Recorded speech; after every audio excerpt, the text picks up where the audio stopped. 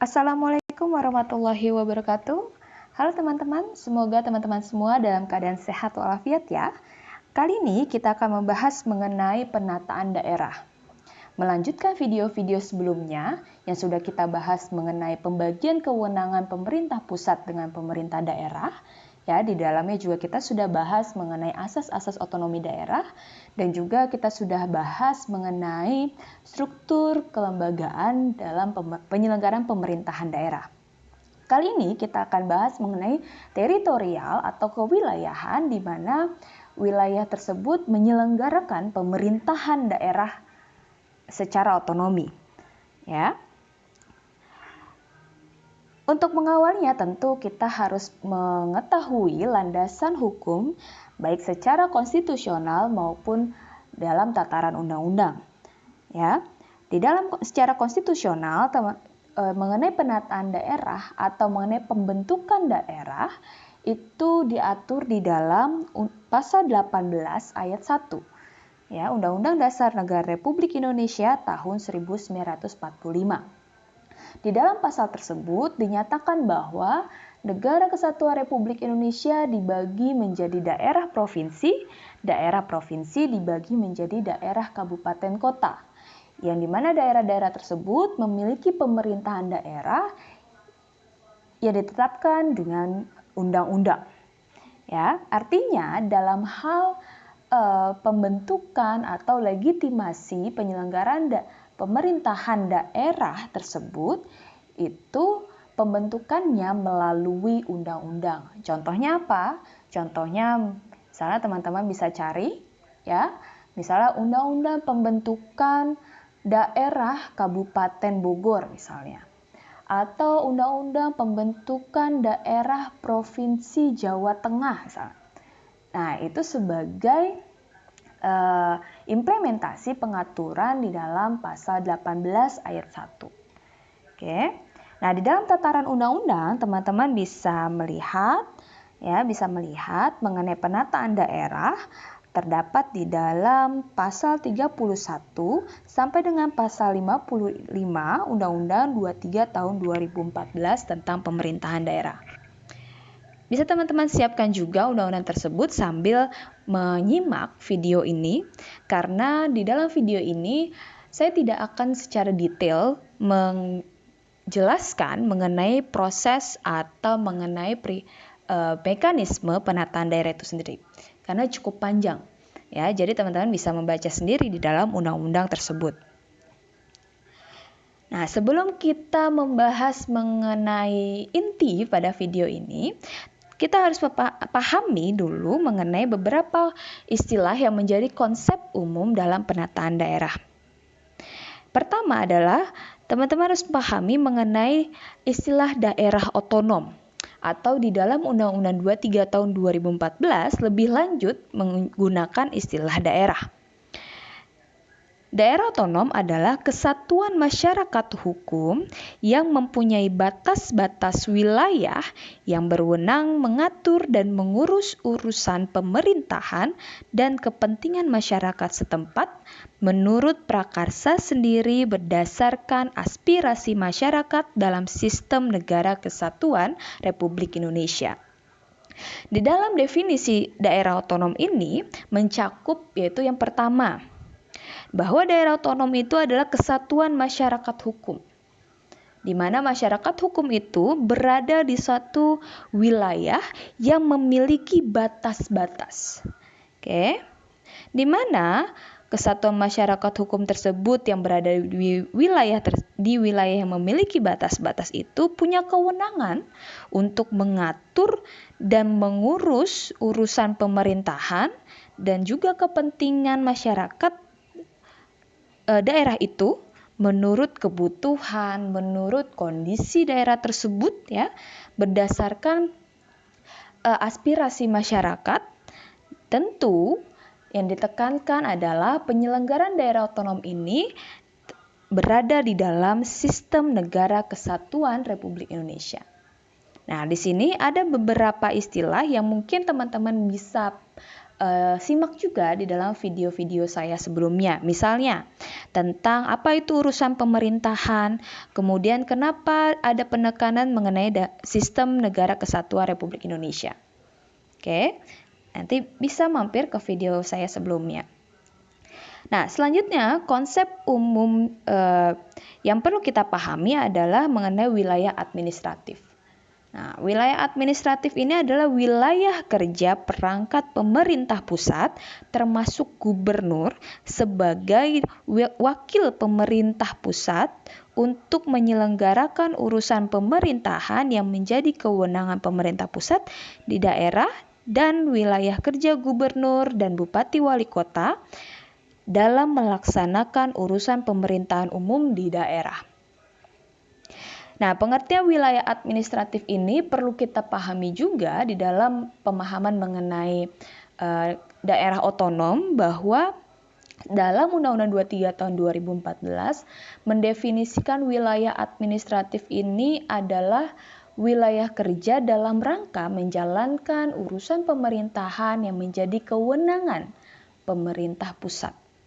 Di sini ada beberapa hal yang disebutkan, misalnya perangkat pemerintah pusat. Kalau perangkat pemerintah pusat, mungkin teman-teman mengingat yang namanya istilah instansi vertikal. Nah, itu pun sudah saya bahas di dalam video mengenai pembagian kewenangan pemerintah pusat dan pemerintah daerah di bagian 1. Ya, kita bahas terkait dengan asas dekonsentrasi. Oke. Nah, begitu pula ya pengertian selanjutnya adalah wilayah kerja gubernur dan bupati wali kota dalam melaksanakan urusan pemerintahan umum di daerah. Jadi pada intinya penyebutan wilayah administratif ini ketika menjalankan urusan pemerintah pusat. Nah, namun ada satu daerah otonom yang memiliki namanya wilayah administratif daerah. Apa itu? Nah, yaitu daerah Provinsi DKI Jakarta. Ya, daerah Provinsi DKI Jakarta itu hanya memiliki satu daerah otonom, yaitu provinsinya itu sendiri. Tapi kabupaten dan kota di dalamnya itu merupakan wilayah administratif daerah. Kenapa? Karena dia menjalankan kewenangan pemerintah provinsi yang diatur di dalam Undang-Undang tentang Provinsi DKI Jakarta sebagai ibu kota negara. Oke, kita lanjut. Konsep umum selanjutnya adalah tentang daerah provinsi yang berciri kepulauan. Nah, salah satu yang menjadi perbedaan antara Undang-Undang 23 tahun 2014 ini adalah tentang penekanan mengenai daerah provinsi yang berciri kepulauan. Didefinisikan di dalam undang-undang tersebut adalah daerah provinsi yang memiliki karakteristik secara geografis dengan wilayah lautan lebih luas dari daratan, yang di dalamnya terdapat pulau-pulau yang membentuk gugusan pulau sehingga menjadi satu kesatuan geografis dan sosial budaya. Nah, ini juga berkaitan dengan ketika misalnya mau dibentuk suatu daerah otonom, tetapi daerahnya itu terdiri dari pulau-kepulauan. Ya, itu harus dicantumkan nama-nama pulaunya, kemudian jumlah penduduknya dan sebagainya. Oke. Konsep umum selanjutnya adalah definisi mengenai pembentukan daerah. Pembentukan daerah adalah penetapan status daerah pada wilayah tertentu. Oke, penetapan status daerah pada wilayah tertentu. Oke, status di sini maksudnya adalah si daerah tersebut sebagai daerah otonom, ya, atau misalnya satu daerah itu diberikan status keistimewaan atau kekhususan. Jadi pemahaman pembentukan daerah ini adalah ketika adanya penetapan, ya, penetapan satu daerah di satu wilayah tertentu. Konsep umum selanjutnya adalah mengenai daerah persiapan. Ini juga istilah atau konsep yang baru, ya, baru atau berbeda juga dengan Undang-Undang 32 tahun 2004, ya. di mana dalam hal pembentukan daerah, khususnya terkait dengan pemekaran daerah, itu perlu melalui daerah persiapan. Definisi daerah persiapan itu sendiri adalah bagian dari satu atau lebih daerah yang bersanding yang dipersiapkan untuk dibentuk menjadi daerah baru. Nah, jadi tidak serta-merta ketika daerah itu mengajukan usul pembentukan daerah otonom, dia langsung diberikan status sebagai daerah otonom. Tetapi perlu ada fase di mana daerah yang diajukan tersebut ketika sudah disetujui ya akan disiapkan sebagai daerah otonom, itu perlu melalui fase daerah persiapan. Teman-teman bisa perhatikan atau bisa cek lagi di dalam Undang-Undang 23 tahun 2014. Nah, itu beberapa konsep umum yang kita perlu pahami dalam hal penataan daerah. Kita sadari bahwa di Indonesia memiliki daerah otonom itu cukup banyak, ya.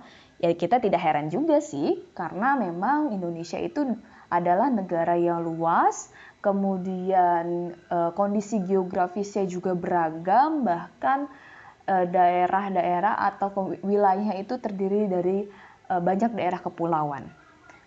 Nah, sehingga pembentukan daerah otonom atau dibutuhkannya suatu kewenangan daerah untuk menyelenggarakan otonomi daerah itu juga sangat besar.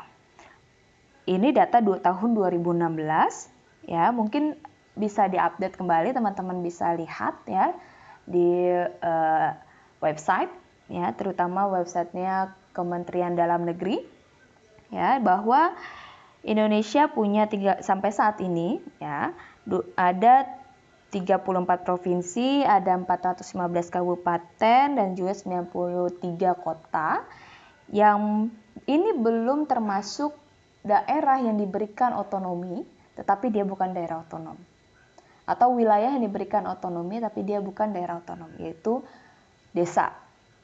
Nah, nanti akan kita bahas secara tersendiri mengenai desa itu sendiri ya.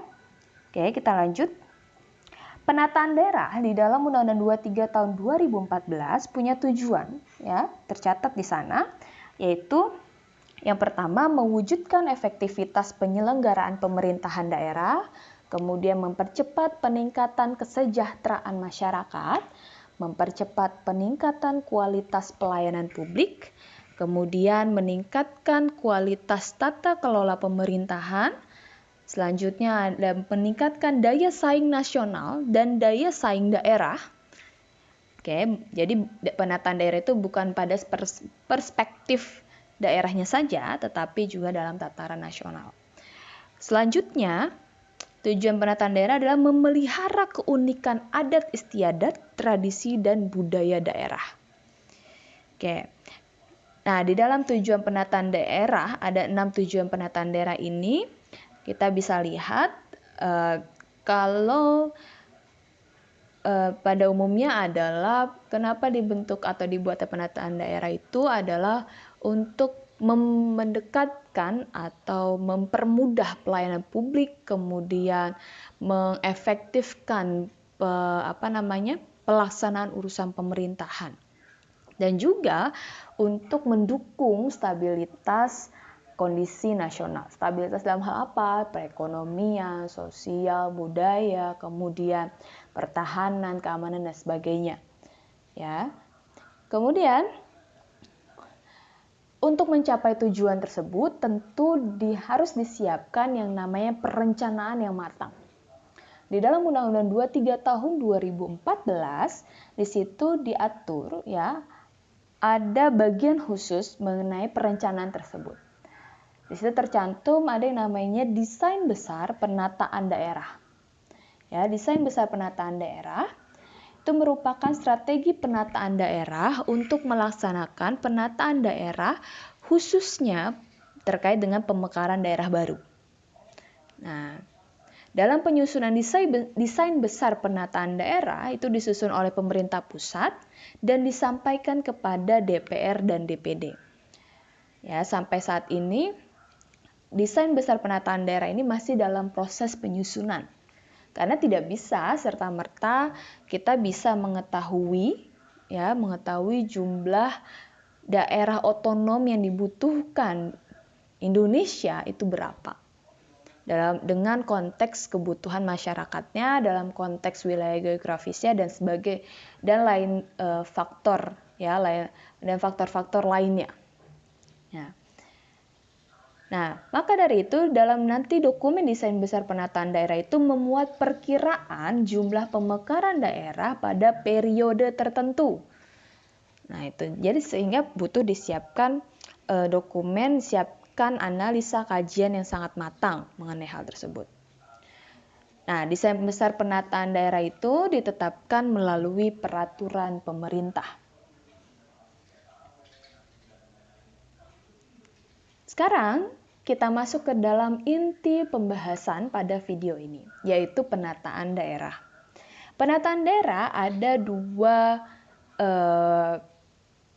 dapat dilakukan melalui dua hal, atau dua kegiatan, yaitu pembentukan daerah dan juga penyesuaian daerah. Pembentukan daerah terdiri dari pemekaran daerah dan juga penggabungan daerah. Oke, kita akan bahas satu persatu. Pemekaran daerah di dalam Undang-Undang 23 tahun 2014 khususnya di dalam pasal 33 disebutkan bahwa ada dua rupa proses atau dua bentuk pemekaran daerah. Ya, yang pertama, bentuk pemekaran pertama adalah satu daerah dipecah menjadi dua atau lebih. Oke, jadi daerah ini maksudnya apa? Baik provinsi ataupun kabupaten kota. Ya, mungkin kalau secara sederhana skemanya dapat teman-teman lihat seperti ini. Kemudian bentuk yang kedua adalah penggabungan bagian daerah dari daerah yang bersanding di dalam satu daerah provinsi menjadi satu daerah baru. Ya, dalam hal ini daerah yang bersanding itu adalah maksudnya kecamatan-kecamatan di dalam satu kabupaten kota. Ya, kecamatan-kecamatan yang di dalam satu kabupaten kota. Yang teman-teman bisa lihat di dalam penjelasan pasal 33 ayat 1 huruf B. Ya, pasal 33 ayat 1 huruf B disebutkan bahwa yang dimaksud dengan bagian daerah adalah satu atau lebih kecamatan dari daerah kabupaten atau kota yang berbeda. Oke. Jadi, kalau secara sederhananya mungkin ini gambarnya seperti ini. Mohon maaf, gambarnya tidak cukup baik gitu ya. Namun setidaknya saya harap bisa menggambarkan atau mengilustrasikan bentuk pemekaran yang kedua ini. Ya, jadi dari ada kabupaten A, kabupaten B di dalam satu provinsi A. Nah, bagian dari masing-masing kabupaten itu kemudian menyepakati bergabung sehingga dibentuklah daerah otonom baru yaitu kabupaten kota C. Ya. Nah, dalam hal pemekaran daerah ini yang tadi di awal atau pada saat kita bahas konsep umum mengenai daerah persiapan. Nah, untuk proses pemekaran ini dibutuhkan persyaratan ada persyaratan dasar dan persyaratan administrasi untuk melaju kepada tahapan daerah persiapan. Pada persyaratan dasar yang harus disiapkan ada persyaratan dasar kewilayahan, yaitu berkaitan dengan luas wilayah minimal, jumlah penduduk minimal, batas wilayah, kemudian cakupan wilayah dan batas usia minimal. Nah, kalau misalnya terkait dengan persyaratan dasar kewilayahan huruf A sampai huruf C, itu nanti ditetapkan melalui peraturan pemerintah, ya, karena ini sangat teknis ya perhitungannya. Sedangkan antara untuk persyaratan dasar kewilayahan cakupan wilayah dan batas usia itu ditetapkan dalam undang-undang ini. Nah, misalnya kalau kita mau membentuk mengajukan usul daerah otonom baru pada tingkatan provinsi, paling sedikit ada 5 daerah kabupaten kota. Kalau mau bentuk kabupaten itu adalah paling sedikit 5 kecamatan. Ya, kalau mau bentuk kabupaten paling sedikit 5 kecamatan. Kalau mau bentuk daerah otonom, ya bentuknya adalah kota, paling sedikit 4 kecamatan. 4 kecamatan. Oke. Nah, apabila daerah persiapan yang wilayahnya terdiri atas pulau-pulau memuat cakupan wilayah sebagaimana di atas ya, yang tadi nomor 1 sampai nomor 3, dan rincian nama pulau yang berada dalam wilayahnya. Artinya, ketika wilayahnya ini ada terdiri dari kepulauan, misalnya Maluku misalnya mau gabung ke provinsi lain gitu. Ya, nah pulau-pulau di Maluku itu perlu disebutkan namanya. Ya, dan dirinci nama pulaunya. Oke. Nah, itu terkait dengan cakupan wilayah. Yang kemudian adalah batas usia minimal. Batas usia minimal kalau kita mau bentuk provinsi, ya provinsi yang dapat dimekarkan, jadi provinsi induknya nih yang mau dimekarkan itu minimal usianya adalah 10 tahun, baru bisa dimekarkan. Kalau yang mau dimekarkan adalah kabupaten kota, itu usia minimal kabupaten atau kota tersebut adalah 7 tahun. Baru bisa dimekarkan atau bisa bergabung dengan sebagai sebagai daerah otonom yang bergabung dengan wilayah daerah lain misalnya. Nah, sedangkan terkait dengan kecamatan yang menjadi cakupan wilayah daerah kabupaten atau kota minimal usianya 5 tahun. Di mana untuk mengetahui batas usia minimal tersebut, teman-teman bisa lihat di dalam peraturan perundang-undangan pembentuknya. Ya, jadi batas usia minimal tersebut dihitung sejak pembentukannya. Kalau misalnya provinsi dan kabupaten kota, teman-teman bisa cari undang-undang pembentukan provinsi atau kabupaten kota tersebut. Kalau di kecamatan, ya bisa lihat di dalam peraturan daerah. Oke, situ. Nanti bisa cari, nanti lihat tanggal dikeluarkannya peraturan tersebut. Nah, itulah tanggal di mana daerah tersebut dibentuk. Ya, sehingga kita bisa menilai berapa jumlah usia daerah tersebut. Persyaratan dasar selanjutnya ada persyaratan dasar kapasitas daerah. Ya, kapasitas daerah, yaitu geografis, demografi, keamanan, sosial politik, adat, tradisi, potensi ekonomi, kemudian ada keuangan daerah dan kemampuan penyelenggaraan pemerintahan. Ini semua diatur lebih lanjut di dalam peraturan pemerintah, ya. Nah, persyaratan selanjutnya adalah persyaratan administratif. Kalau persyaratan administratif ketika ingin membentuk provinsi, yaitu harus dilengkapi, ya, harus memiliki persetujuan bersama DPRD kabupaten kota dengan bupati wali kota yang akan menjadi cakupan wilayah daerah persiapan provinsi. Oke, jadi yang pertama, kalau mau bentuk provinsi harus punya persetujuan bersama. Jadi ada persetujuan bersama ya antara DPRD sama kepala daerah atau kabupaten kota itu. Ya. Jadi cukup satu dokumen tetapi dia istilahnya adalah namanya persetujuan bersama. Ya. Kemudian yang kedua, persetujuan bersama DPRD provinsi induk dengan gubernur daerah provinsi induk. Apa yang dimaksud provinsi induk atau daerah induk? Itu adalah daerah yang akan dimekarkan. Jadi yang mau dilepas. Ya. daerah yang akan dimekarkan. Oke, itu ada daerah induk. Jadi melepas sebagian daerahnya. Oke. Nah, kemudian kalau persyaratan administratif untuk kabupaten kota, yang pertama ada keputusan musyawarah desa yang akan menjadi cakupan wilayah daerah kabupaten kota. Jadi pengusulan kabupaten kota itu harus disepakati bersama di dalam tingkatan desa.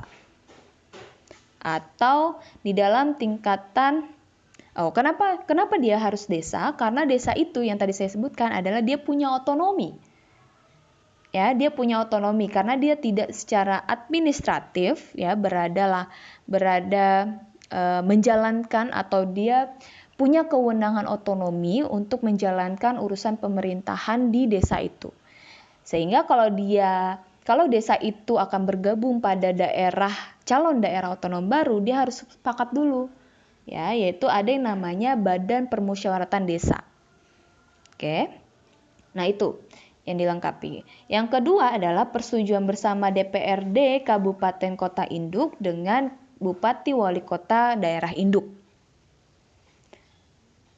Apa ini maksud daerah induk? Adalah ketika tadi sama dengan pada saat pembentukan provinsi. Kalau di kabupaten kota, ya, kabupaten kota induk itu adalah kabupaten kota yang awalnya sudah menjadi daerah otonom, kemudian melepaskan sebagian wilayahnya untuk bergabung sebagai calon daerah otonom. Menjadi bagian dari calon daerah otonom. Oke. Yang ketiga, persetujuan bersama DPRD provinsi dan gubernur dari daerah provinsi yang mencakupi daerah persiapan kabupaten kota yang akan dibentuk. Jadi selain kalau untuk membentuk kabupaten kota ya ada atau harus memiliki surat persetujuan bersama juga pada tingkatan provinsi, yaitu persetujuan bersama DPRD dan juga gubernur di provinsi yang kabupaten kota induk itu berada. Ya. Kayak gitu.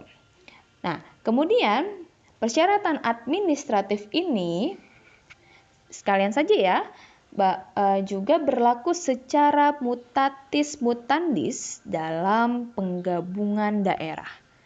Mutatis mutandis artinya berlaku juga ya pada pengaturan penggabungan daerah tetapi dengan penyesuaian ya. Kalau ini kan terkait dengan pemekaran, itu kan. Nah, ini terkait dengan penggabungan. Nah, ini dia penggabungan daerah. Ada 2 bentuk penggabungan daerah. Misalnya, penggabungan 2 daerah kabupaten kota atau lebih yang bersanding dalam satu daerah provinsi menjadi daerah kabupaten kota baru. Nah, ini dia. Ya. Bentuk yang selanjutnya adalah penggabungan 2 daerah provinsi atau lebih yang bersanding menjadi daerah provinsi baru. Ini skemanya.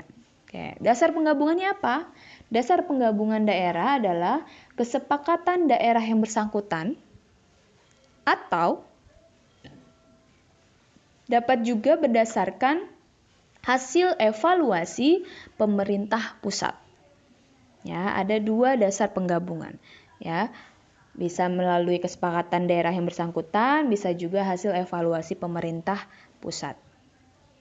Nah, selanjutnya dalam penataan daerah adalah penyesuaian daerah. Kita pahami bahwa kondisi kebutuhan ya, kondisi geografis, kondisi demografis dan kondisi sosial budaya lainnya di satu daerah akan tidak bersifat statis tetapi dinamis. Sehingga memungkinkan terjadinya penyesuaian atau perlu dilakukan penyesuaian terhadap daerah. Penyesuaian dilakukan terhadap apa saja? Yang pertama, perubahan batas wilayah daerah. Yang kedua, perubahan nama daerah. Yang ketiga, pemberian nama dan perubahan nama bagian muka bumi. Ya, misalnya sebelumnya satu daerah itu, kawasan tersebut adalah pemukiman, ya, kemudian berubah menjadi daerah tambang misalnya, atau dari hutan berubah menjadi pemukiman. Nah, itu juga perlu dilakukannya penyesuaian daerah. Nah, selanjutnya juga dalam hal pemindahan ibu kota dan atau perubahan nama ibu kota. Nah, kalau perubahan batas wilayah daerah itu ditetapkan dengan undang-undang. Ya, dengan undang-undang. Kenapa? Karena ini berkaitan dengan perubahan struktur, ya, perubahan batas gitu. Luasan wilayah daerah gitu, sehingga itu harus diketahui, ya, oleh para wakil rakyat, ya kan? Perlu adanya unsur rakyat yang mengetahui. Oke, oleh karena itu ditetapkan melalui undang-undang. Nah, sedangkan penyesuaian daerah lainnya itu ditetapkan oleh peraturan pemerintah. Nah, penataan daerah untuk kepentingan strategis nasional juga diatur atau diakomodir di dalam Undang-Undang 23 tahun 2014 ini. Pembentukan daerah dilakukan untuk apa?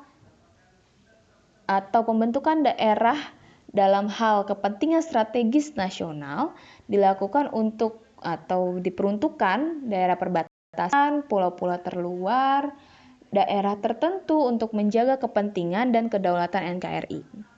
Di mana tahap daerah persiapan